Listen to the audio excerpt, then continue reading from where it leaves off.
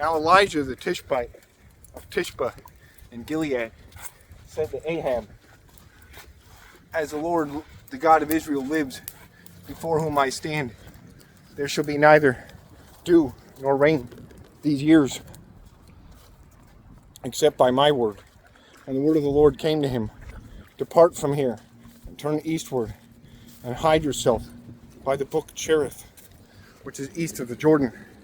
You shall drink from the brook, and I have commanded the ravens to feed you. There he went. So he went and did according to the word of the Lord. He went and lived by the brook Cherith, that is east of the Jordan. And the ravens brought him bread and meat in the morning, and bread and meat in the evening. And he drank from the brook. And after a while, the brook dried up, because there was no rain in the land. Then the word of the Lord came to him, arise, go to Zarephath, which belongs to Sidon, and dwell there. Behold, I have commanded a widow there to feed you. So he arose and went to Zarephath. And when he came to the gate of the city, behold, a widow was there, gathering sticks. And he called to her and said, bring me a little water in a vessel, that I may drink. And as she was going to bring it, he called to her and said, bring me a morsel of bread in your hand. And she said, as the Lord your God lives, I have nothing baked, only a handful of flour in a jar, and a little oil in a jug. And now I am gathering a couple of sticks, that I may go and prepare it for myself and my son, that we may eat it and die. And Elijah said to her, do not fear.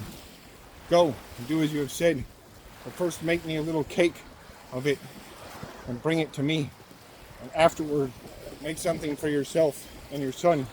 For thus says the Lord, the God of Israel, the jar of flour shall not be spent, and the jug of oil shall not be empty, until the day that the Lord sends rain upon the earth. And she went and did as Elijah said, and she and he and her household ate for many days.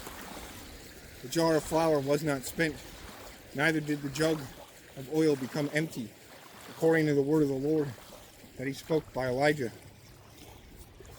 After this, the son of the woman, the mistress of the house, became ill, and his illness was so severe that there was no breath left in him. And she said to Elijah, what have you against me, O man of God? You have come to me to bring my sin to remembrance, and to cause the death of my son. And he took him from her arms, and carried him up in the upper chamber where he lodged, and laid him on his own bed. And he cried to the Lord, O Lord my God, have you brought calamity even upon the widow with whom I sojourn, by killing her son?